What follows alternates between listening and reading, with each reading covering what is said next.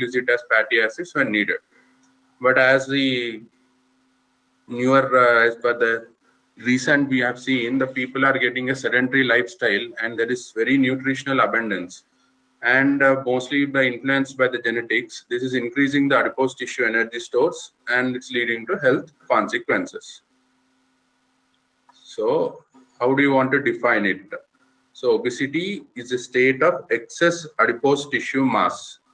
Although often viewed as equivalent to increased body weight, it need not be the case. The obesity is referred as excess adipose tissue mass. Although not a direct measure of adiposity, the most widely used is body mass index, BMI. That is, we see it in kg per centimeter square. So how do you want to see? The levels are between 18 to 40, and anything less than 18.5, we categorize them as underweight, and anything between 18.5 to 24.9, it's normal, and anything between 25 to 29.9 is overweight, and anything above 30 is obese. So in this again we have obese class 1 and class 2, for which we take it as 30 to 34.9 as obese class 1 and 35 to 39.9 as obese class 2, and more than 40 as obese class 3 or morbidly obese. So how do you want to quantify the obesity? So other approaches are anthropometry, that is you check the skin fold thickness, the densitometry, that is the underwater weighing, and the computer tomography, MRI, and others such as lean mass index and fat percentage. So the distribution of adipose tissue in different anatomic reports also has substantial implications for morbidity. The distinction is made clinically by waist to hip ratio, which is more than 0.9 in women and more than 1 is when you declare it as obesity. Okay. Here you can see the apple-shaped, more visceral fat and higher risk of weight-related health problems, and the pear-shaped, less visceral fat and lower risk of weight-related health problems. So these are the above the waist and below the waist concept. But the most important is waist to hip ratio, that is more than 0.9 in women and more than 1 in the men. So how is the prevalence? That prevalence is estimated to be around 12% of the world's adult population is obese, and India it is around 5 to 12%. So the physiological regulation of energy balance. So the body weight is regulated both endocrine and neural components. So alterations in the stable weight posed by overfeeding or food deprivation induce physiological changes that resist these perturbations. So you can see because of the environmental lifestyles and the choice and mood and stress, it affects the brain and it depends on the energy intake and the energy expenditure. So we can, this would be probably. So there is something called leptin pathway.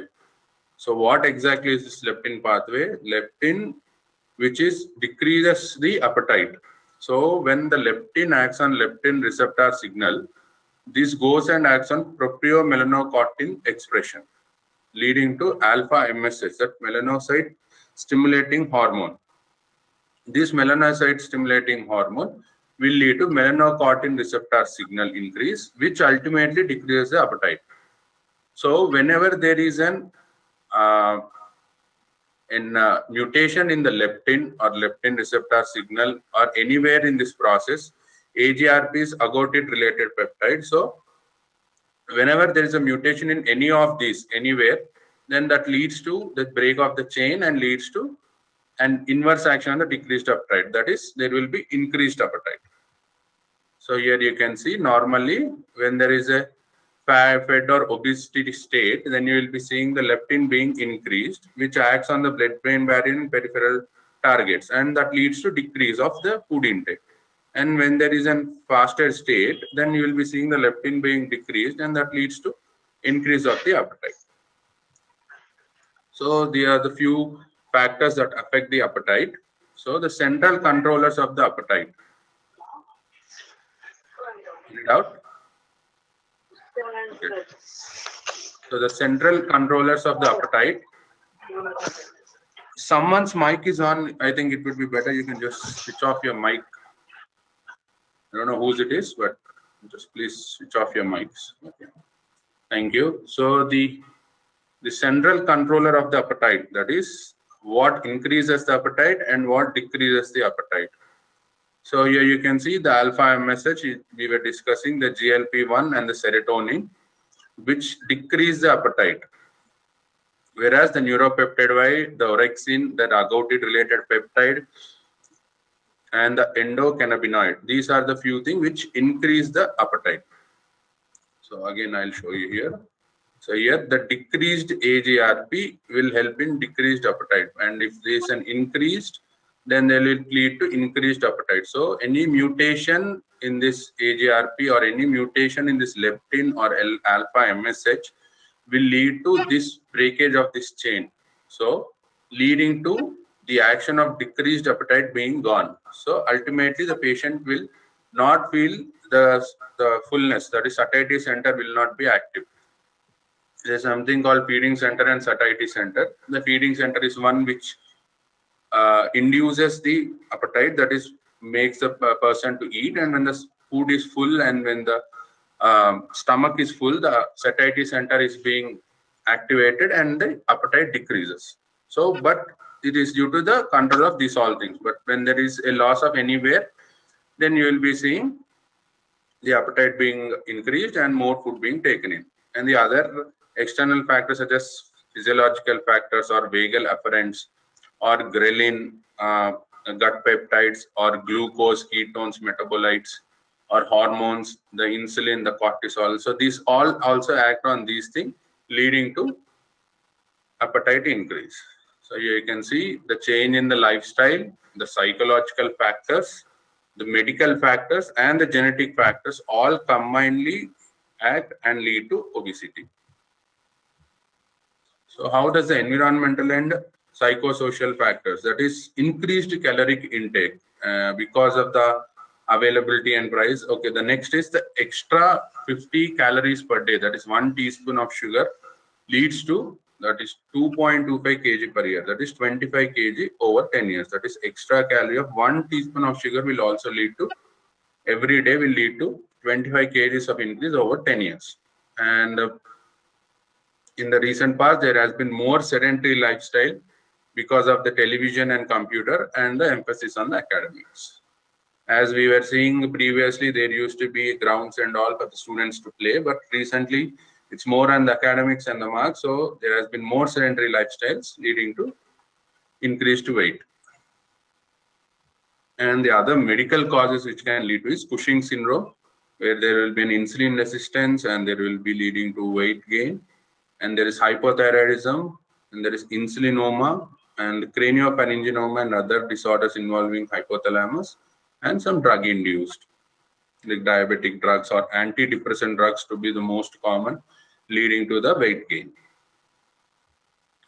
So there are few syndromes which lead in this. There is something called Prader-Willi syndrome and Lawrence-Moon-Biddle syndrome and Hellstrom syndrome. Of this, Prader-Willi syndrome and Lawrence-Moon-Biddle syndrome is very important for us. So we'll be talking this about in other genetics and all. Here we can just have a view. So the inheritance of the Prader-Willi syndrome is very sporadic, and 2/3 have the defect, whereas the Lawrence-Moon-Biddle syndrome is autosomal recessive. And the stature is short in the Prader-Willi syndrome, whereas in the Lawrence-Moon-Biddle syndrome, it's normal and infrequently short. The important thing is obesity, that is generalized obesity in both of them. And the onset is 1 to 3 years in Prader-Willi and 1 to 2 years in Lawrence-Moon-Biddle syndrome.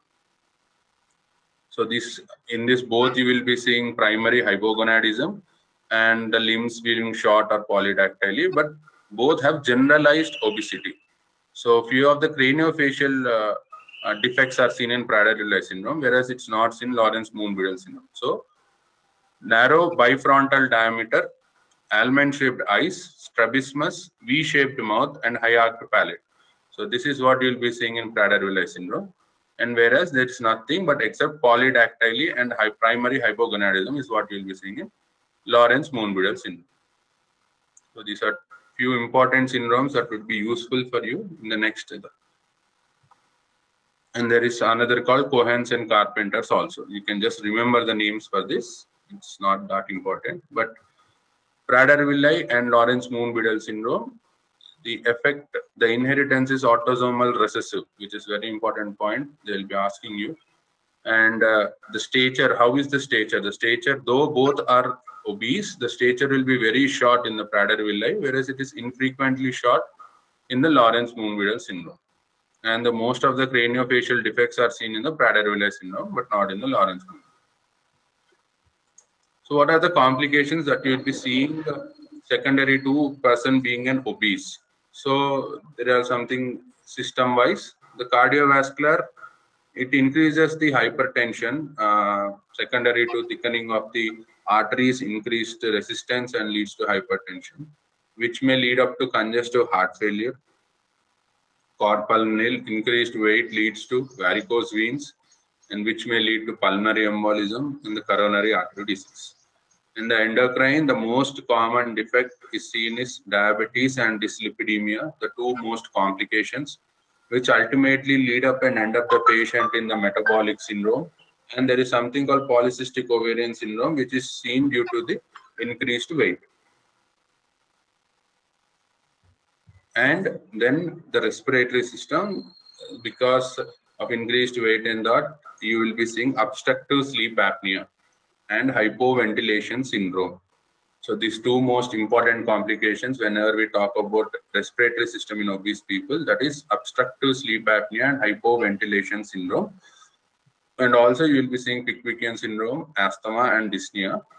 So in the cardiovascular system, the important one is hypertension, congestive heart failure, pulmonary embolism, and coronary artery disease. In endocrine, type 2 diabetes and dyslipidemia, which ultimately end up in metabolic syndrome and along with polycystic ovarian syndrome.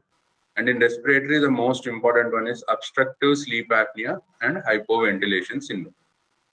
And the gastrointestinal, it will lead to GERD, that is gastroesophageal reflux disease, and non-alcoholic fatty liver disease. So though the patients not taking alcohol will also end up in non-alcoholic fatty liver disease, which may ultimately lead to liver failure and hepatocellular carcinoma. The liver cirrhosis may be formed and the hepatocellular carcinoma. So it is not that only alcohol will lead to alcohol liver disease and alcoholic hepatitis and cirrhosis. If there is a sedentary lifestyle and the food taken is not good, adequate enough, and there is more caloric value in that rather than proteins and all, then it will lead to non-alcoholic fatty liver disease, which is equal or more fatal than the alcoholic liver disease. And there will be formation of polylithiasis and hernias due to the weight gain, and patients can also have colon cancer. So what on the musculoskeletal system? Because of the increased food, there will be increased uric acid because of the secondary to the food being taken. So that will lead to hyperuricemia and lead to gout. And the gout will ultimately lead to joint pains and the arthritis, gouty arthritis. And there is a chance of osteoarthritis also being developed due to the increased pressure on the knees and the hips. And the most common is low back pain. And the psychological factors will be depression, body image disturbance, and social stigmatization. And first and foremost, it will be hypogonadism in the males, and obesity-related glomerulopathy, and urinary stress incontinence. So these are the three important: hypogonadism in the males, urinary stress incontinence, and obesity-related glomerulopathy. And in the females, there will be pregnancy complications whenever there's obese female being pregnant. In the neurological, there will be stroke due to the formation of the embolus and the hypertension, and idiopathic intracranial hypertension, and dementia, and meralgia paresthesia due to the increased pressure and the compression of the nerves. And integument, there will be striae distensae on the body, stasis pigmentation on the legs, lymphedema, cellulitis, the acanthosis nigricans. So important points, if you can remember here, the acanthosis nigricans is one of the important, and the striae distensae. So these are the few complications that you will be seeing in the obese patient and the system wise. So here you can see there will be, as the BMI keeps on increasing, as we were discussing, there will be hypertriglyceridemia, which leads to thickening of the vessels, leading to hypertension. And next, there will be hyperuricemia, venous deficiency, diabetes mellitus being there. And the secondary complications due to the diabetes mellitus and hypertension will be starting here. That will be cardiovascular disease, carcinomas, and ultimately cardiac fail. And there will be death. And as the BMI keeps on increasing, you will be seeing the complications being increased and the duration of obesity also. So how do you want to manage this obesity? So whenever you are treating anything, any disorder or any disease, there will be something called non-pharmacological treatment, pharmacological treatment, and surgical treatment. So how do you want to approach a patient or approach a person who is obese, and how do you want to treat him? So the workup, first the physical examination, focus on possible complications what he is having, and the investigations, that is blood sugar, lipid profile, and liver function tests, and the other tests based on the clinical feature, that is dexamethasone suppression test, for example in Cushing syndrome. When there is hypothyroid, you can go for TSH, and when there is obstructive sleep apnea, then in hypoventilation syndromes, you can go for sleep studies. So these are the few. We can have so many other what do you say, examination also, like if there is an osteoarthritis or some arthritis, you can go for x-rays or MRI scans and all, but the basic treatment would be physical examination, few general investigations, and then followed by, depending upon the condition, that you want to go for the specific test. So as I was saying, non-pharmacological, pharmacological, and surgical treatments. So on non-pharmacological, you can go for prevention and diet and increased physical activity and behavior modification. On pharmacological, you can go for medical or surgical. So how do you want to treat? So whom do you want to give, as I was saying, whom do you want to give non-pharmacological therapy? That is diet, exercise, and behavioral therapy. And whom you want to go for only pharmacotherapy, and whom do you want to go for surgical therapy? So as we were speaking, the BMI between 25 to 26.9 with comorbidities, we can go for diet and exercise and behavioral therapy. And also with 27 to 29.9 with behavior therapy and this thing, we can go. So diet, exercise, and behavioral therapy is seen in everyone. But pharmacotherapy, it starts with when the BMI is around 27 to 29.9, and it is given for all others. But whereas the surgical, we do it only when the patient is obese, that is obese 2. I was saying anything above 30, but above 35 to 39.9, we categorize as obese category 2, and more than 40 is morbidly obese. So there is no point in giving them there is no point of doing surgery in people less than 35. So there is more that will lead to more complications than effect. So anyone who is above 35.35 should be going for the surgery. So the others, you would be either treating it by pharmacotherapy or the non-pharmacological therapies. So how do you want to do the weight loss and weight maintenance therapy? You should be doing the first usually is the diet and nutrition, then the physical activities, then the lifestyle modification, that is more sedentary lifestyle should be stopped, and then if it's not possible, then you go for the pharmacotherapy. So how do you want to change the behavior modification? That is self-monitoring of the weight. So every person, they should have their own motivation, and they should be self-monitoring of the weight, the stress management, and the social support. So the diet. So diet is a primary focus, because most of the obese people can cut down their weight by only cutting down the diet and focusing on the diet. The primary will be very low energy diets, that is around 400 to 600 calories, kilocalories per day. So low calorie diets or very low fat diets and very low carbohydrate style diet. So as we know, everyone knows, there is low fat and low carbohydrate diets is the way to go. And the guidelines recommending is initiating a treatment with calorie deficit of 500 to 1000 kilocalories per day compared with patient's habitual diet. So that's how you want to go. But normally you want to go for a very low energy diet, that is 400 to 600 kilocalories per day. So how do you want to make up the food? So the calories from the carbohydrate should only compile of 45 to 65%, and the fat to 20 to 35%, and the proteins from 10 to 35%. So the most importantly, the daily fiber intake should be very good for the men and women. That's around 38 and 25 grams for persons over 50 years of age, and 30 grams and 21 grams for those under the 50 years of age. So whenever you are taking a food or advising someone this food, the carbohydrates, fat, and protein should be of these levels, and it's better you can keep the carbohydrates and fat to the lowest values and the protein for the highest values. So the low carbohydrate, high protein diet, I was saying, appears to be the more effective in lowering BMI.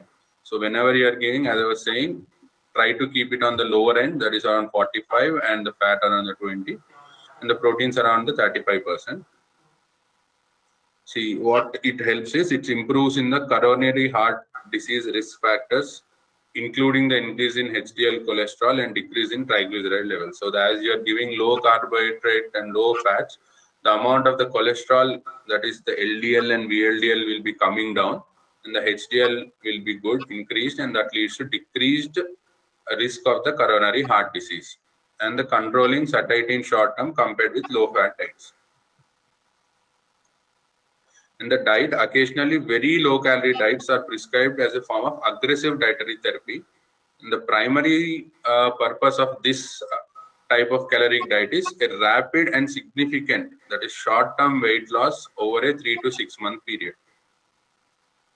So whenever someone is being advised very low calorie diets, that is for a very short term, very rapid weight loss, that is 3 to 6 months of the period. And this typically follows of 800 kilocalories per day, that is 50 to 80 gram of protein, and 100% recommended daily intakes for vitamins and minerals, because you will be, there is very low calorie diet, it is very important for take these vitamins and minerals. In the next, it goes is the exercises. So the increased energy expenditure is the most obvious mechanism for an effect of an exercise, and it appears to be a valuable means to sustain diet therapy, and valuable in obese individuals for its effect on cardiovascular tone and blood pressure. So the exercise not only helps in decreasing weight, but whenever they are having the complications secondary to the obesity, let's assume patient is landing up in diabetes or hypertension, it will have the secondary effects on the hypertension and diabetes too, and the people with PCOD. So exercise directly decreases the weight, but indirectly it also affects in decrease of insulin resistance, decrease in the hypertension, and other cofactors.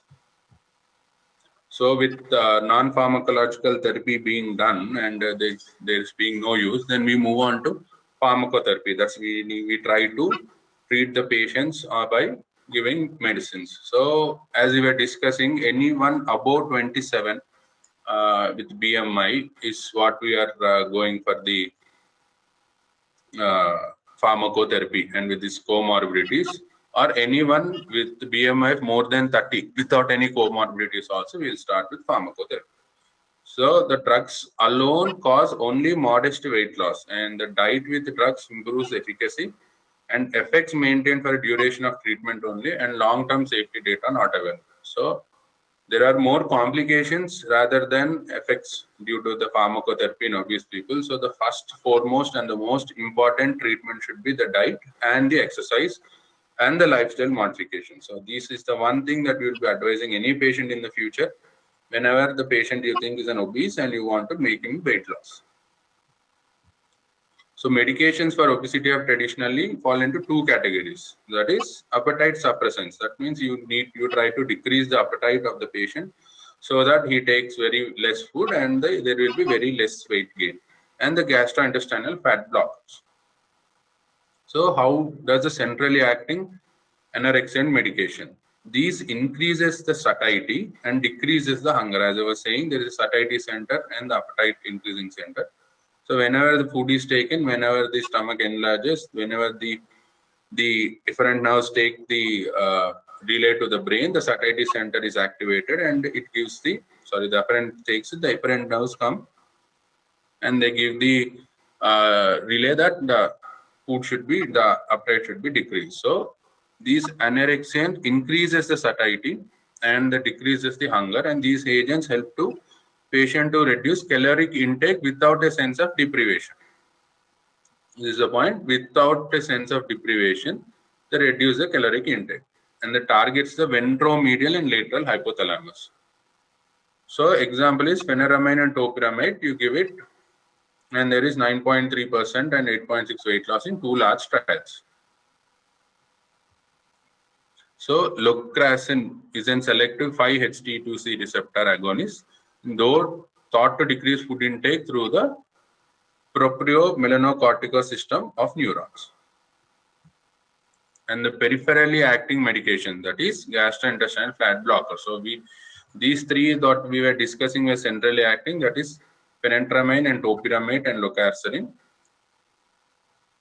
And the peripherally acting medications, that is orlistat, the synthetic hydrogenated derivative of a naturally occurring lipase inhibitor and lipostatin, and it's potent, slowly reversible inhibitor of pancreatic, gastric, and carboxylate lipases and phospholipase A2, and it required for the hydrolysis of dietary fat into fatty acids. And it acts in the lumen of the stomach and small intestine, and it blocks the digestion and absorption of 30% of the dietary fat. So the weight loss will be around 9 to 10%. So it is a synthetic hydrogenated derivative of naturally occurring lipase inhibitor lipostatin. And in the development are bupropion, naltrexone, and liraglutide.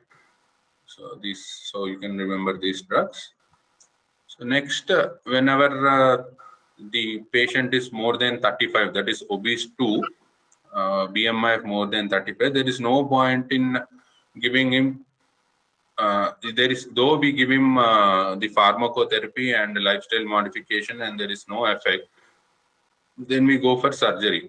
And for with associated comorbidity and BMI of more than 40, there is no point in waiting. Irrespective of anything, we go for the surgeries. So here you can see the repeated failure of other therapeutic approaches and capability of tolerating surgery. These are the few things, indications.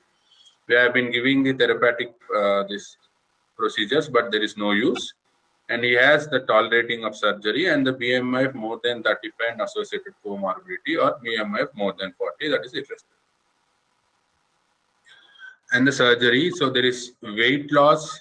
Surgeries have traditionally been classified into 3 categories on the basis of anatomic changes. These are restrictive, malabsorptive, and the malabsorptive. So 3 types of weight loss surgeries are restrictive, and malabsorptive. And the clinical benefits of this bariatric surgery in achieving weight loss and alleviating metabolic comorbidities have been attributed largely to changes in the physiological responses of gut hormones and in adipose tissue metabolism. So how? You can see the restrictive surgeries limit the amount of food that stomach can hold and slow the rate of gastric emptying. So this is the point. The restrictive surgeries limit the amount of food the stomach can hold and slow the rate of gastric emptying. The malabsorptive surgeries reduce the amount of absorption itself. You can see the laparoscopic gastric banding here, or the Roux-en-Y gastric bypass, or the biliopancreatic division, or the biliopancreatic diversion with duodenal switch, the biliopancreatic diversion with vertical banded gastroplasty, or biliopancreatic diversion. So what it does is it decreases the amount of absorption, because the food being passing through doesn't have the time to get absorbed and it just rushes out. So the amount of absorption will be decreased. Here you can see there is no point of food being stored here. It just goes off and it moves down fastly. There is the amount of absorption time will be decreased. So the amount of food taken will also be decreased, and the amount of the food being absorbed will also be decreased. And these procedures generally produce a 30 to 35% average total body weight loss, and that is maintained nearly 60% of patients at 5 years. and the significant improvement in multiple obesity-related comorbid comorbid, that is type 2 diabetes, hypertension, dyslipidemia, obstructive sleep apnea, and the quality of life and long-term cardiovascular events. The most common surgical complication include stomal stenosis or marginal ulcers, and the restrictive malabsorptive procedures carry increased risk for micronutrient deficiencies such as vitamin B12, iron, folate, calcium, and vitamin D.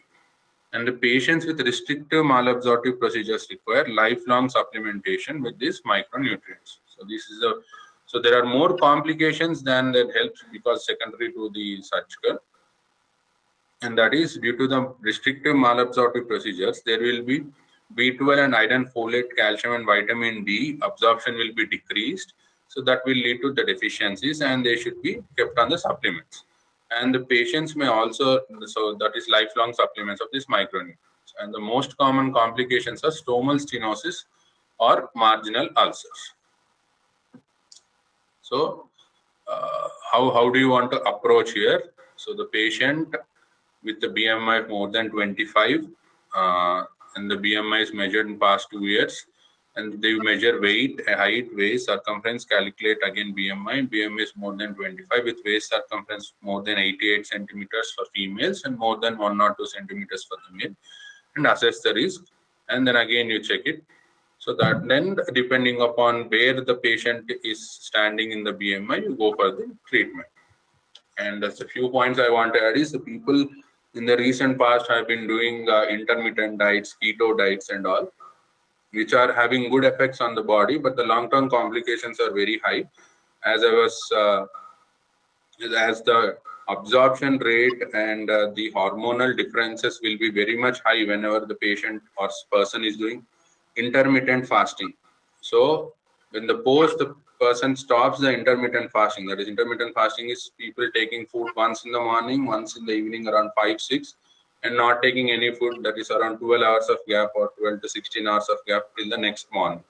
So what that implies is it releases, though the bodies of us are used and for taking 3 meals a day, and whenever people start taking 2 meals a day, it has sudden change in the hormonal changes and release of all the acids in the stomach. So the post complications of stopping the intermittent fasting are very high, and few people are experiencing you know decreased energy levels and excessive sleepiness, and some people are even having loss of memory, and also because there will be loss of the micronutrients which we won't be seeing because of the food we are taking and decreased absorption. So there will be very much complications, and same goes with the keto diet. So people who are on keto diet should be advised that they have regular checkups of their creatinine levels and the blood urea levels, because when they're on keto diet, it has very high implications on the renal manifestations. So they should have a regular follow-up for the amount of the protein they are taking. There should be a regular follow-up based on the renal values. So people with long-term keto diets, sudden weight loss are ending up in the renal disorders, mostly the females, because of the fat being lost around the kidneys will be the primary when the females start these keto diets or the intermittent diets, which is fast diets, as you're decreasing of very low calorie diets. So the ideal weight loss should be not more than a kg, zero point 0.8 to 1 kg per week. So whenever people are trying to lose more than 10 to 15 kgs in the span of 30 to 40 days or 45 days, it leads to very serious implications. So the ideal weight loss should be around 0.8 kg to 1 kg per week. So that is the only few points that I wanted to tell you, because most of the people or most of the family members, as we have seen, are being going on to intermittent and keto diets. These are the few things that you can advise them. It's not good for an intermittent or keto diet without a proper nutritionist and a proper follow-up every month. And that is how they should be doing it, not seeing in some Google or something, people are going for the intermittent diets. So this is how I want to end. And thank you. for the class.